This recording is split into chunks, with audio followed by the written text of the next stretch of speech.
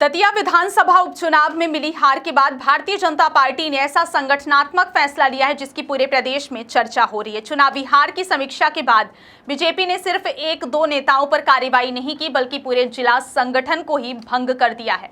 जिला अध्यक्ष से लेकर जिला कार्यकारिणी, मंडल, मोर्चा, प्रकोष्ठ, प्रकल्प और विभागों की सभी इकाइयों को तत्काल प्रभाव से समाप्त कर दिया गया है।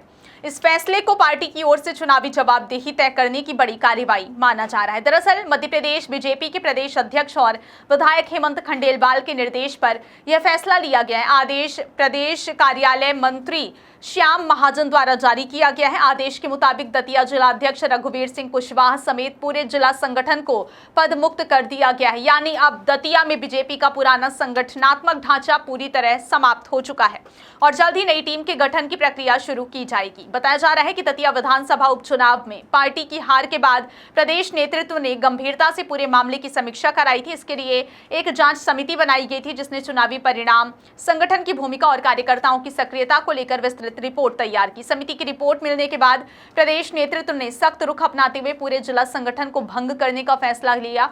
बीजेपी के आदेश में साफ कहा गया है कि मौजूदा जिला संगठनात्मक व्यवस्था तत्काल प्रभाव से समाप्त की जाती है। इसका मतलब यह है कि अब जिला अध्यक्ष, जिला पदाधिकारी, जिला कार्य समिति, सभी मंडल अध्यक्ष, मोर्चा पदाधिकारी, प्रकोष्ठ, प्रकल्प और विभागों से जुड़े सभी पदाधिकारी अपने पदों पर नहीं रहेंगे। राजनीतिक जानकारों का मानना है कि आमतौर पर चुनावी हार के बाद कुछ नेताओं या जिम्मेदार पदाधिकारियों में बदलाव किया जाता है, लेकिन पूरे जिला संगठन को एक साथ भंग करना बेहद दुर्लभ फैसला माना जाता है। इससे साफ संकेत मिलता है कि प्रदेश नेतृत्व चुनावी प्रदर्शन को लेकर किसी भी स्तर पर लापरवाही स्वीकार करने के मूड में नहीं है।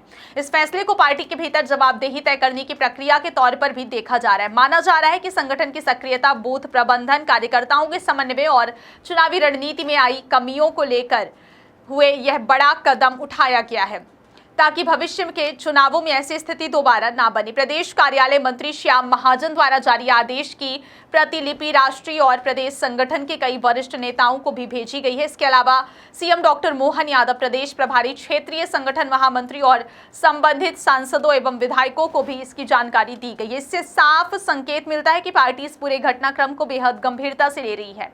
दतिया उपचुनाव की हार के बाद उठाया गया यह कदम अब प्रदेश की राजनीति में चर्चा का विषय बन गया। विपक्ष भी इसे बीजेपी की अंदरूनी असंतुष्टि और संगठनात्मक कमजोरी से जोड़कर देख रहा है, जबकि बीजेपी इसे आत्ममंथन और संगठन को मजबूत बनाने की प्रक्रिया बता रहा है।